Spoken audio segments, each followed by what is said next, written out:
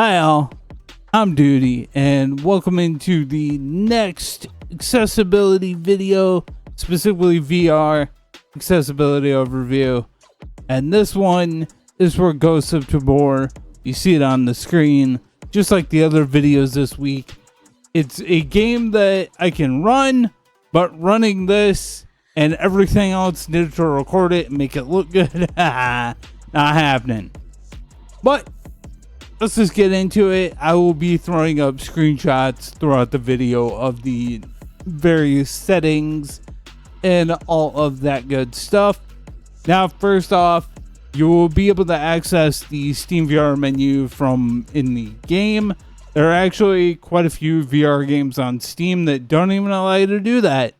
Actually, for the most part, they even close Steam VR sometimes, which is dumb. Don't like that. But you can open it, which is good, because you need to be able to do that to access OVR advanced settings if you have that launched as well. Or really even just to kind of see in the headset for stuff for walk-in VR, which walk-in VR you launch first and then that launches Steam VR and all that good stuff. Either way, yes, you can access it. So that's good. Now, first thing, obviously, that I always look for is, can you play the game seated? And you can. Upon starting it, you get a height calibration section or a screen that comes up. And there's an option right over on the left that you can calibrate seated, and that automatically puts you at a good height. So that is fantastic. Now, the next thing I want to get into is changeable controls. That's always a big thing. Now, you're able to choose your movement hand. So you want to move with the left stick, which is usually how it is in every game, or are do you prefer left-handed controls in like non-VR games where you move with the right analog stick? You can do that. You can totally do that, and it's great. I love it because that's typically how I play, and it's very good. Very good that it's there. Yeah, for anything else when it comes to controls, it's kind of automatic, which it usually is in most VR games. You choose your movement hand, and then that's about it. Pretty much just like with, I don't know, I'll use Pop 1 or like Onward. Those are the main two VR shooters I'm thinking of right now. The controls all depend on what hand you have the weapon in. So it just kind of swaps. So that is what this game does as well. And I mean, hey, it's not a bad thing. It would be kind of cool if you could change everything to exactly what you would like.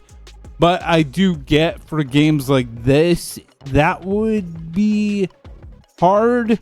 And that would also very much take away from any aspect of realism that these kind of games go for. As for the typical like movement type, it's smooth movement. Or I forget what it's usually called as well, but smooth movement. There's no teleport or anything like that. I don't really know how you could do that in this game. It is multiplayer only. That'd be kind of weird to just see somebody teleport from one spot to another. So it's smooth movement only. As for turning, you have snap turning, you have smooth turning, and then obviously you can also physically turn, which I guess if you're in like a swivel chair or something like that, then you can easily do that one, even if you have to play seated. So that's good. There are no colorblind modes or closed captions, which And for that one, I do feel is kind of strange, at least for the tutorials. Like the tutorial holograms in the very first kind of like shooting range area that you're in, it would be kind of nice. But I guess if you have headphones on and you aren't just using like the Quest 2 speakers or the built-in speakers on most headsets, and you're using like actual headphones, it's probably fine. But if you're hard of hearing, it's not so fine. And if you're just somebody who likes to have subtitles to make sure you fully see what's being said, it's also not fine. So if you need subtitles, they're not there. Please be warned. Difficulty levels, again, it's multiplayer, so they don't exist. I will say for upper body movement and arm movement, you're going to need full. You do have to reach out for the weapons.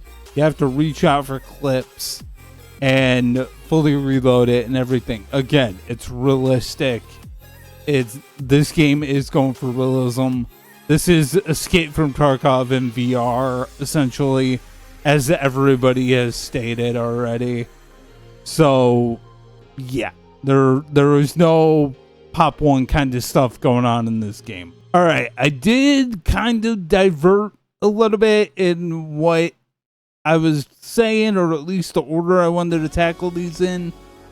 I'm going to throw up several screenshots right now, because this is all of the settings. You're changing your dominant hand, changing your movement in game to be based off of your controller or off of the headset itself. Being able to change, calibrate your height, calibrate your screen view, so that I'm assuming you're seeing everything within the headset that's within your vision. And just so much more. You can see it all on screen, but oh my god, it's a lot, and I'm very happy that it's a lot. Now, the final thing I really want to take care of talking about and make sure I do is that, again, when you get into the kind of shooting range area, which is right when you start up the game, after you calibrate your height, that's basically where you're at.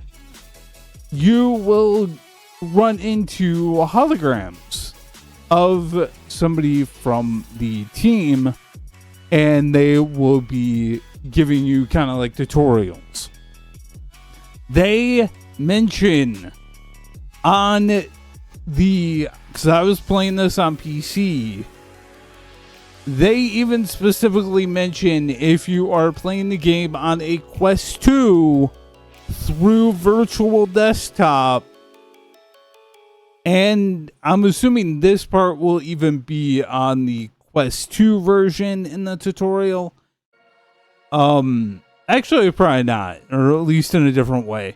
If you're playing that way, though, you're playing on PC, you're playing through virtual desktop, and all that, bringing up the menu to get to the options, you get to it by clicking and holding in the left analog stick.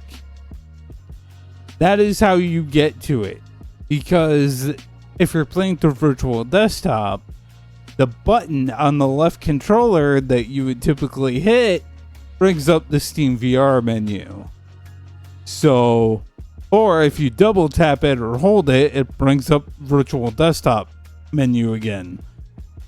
So you have to click and hold the left stick to bring up the menu. Now, that's obviously gonna be different on the Quest 2, but it was definitely something that I wanted to mention, because no one wants to go into the game and being like, how do I get to the options? How do I change anything? Can't hit the button I usually do. That's why.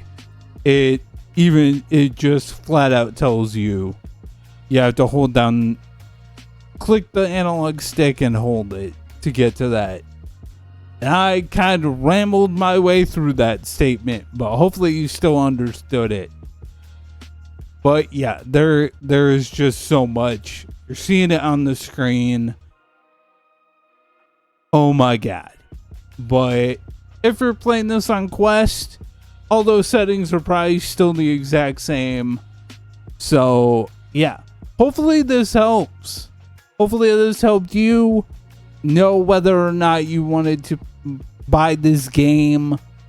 And if you know somebody else who's on the fence about buying this game, whether on PC, whether on the Quest, and you think that this would help them, show them to this overview or show them to DewdyDoes.com, where I not only through a quick clickable title of the game name will take you directly to this overview, but you can also find the typed out notes for this game, as well as every other game that I have played, including ones that I have not done overviews for.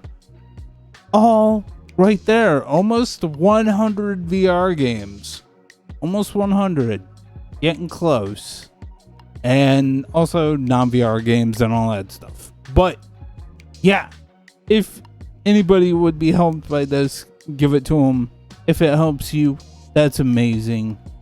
And I hope you're having a lovely day or night whenever you're watching this, and I will see you in the next one. All right, bye.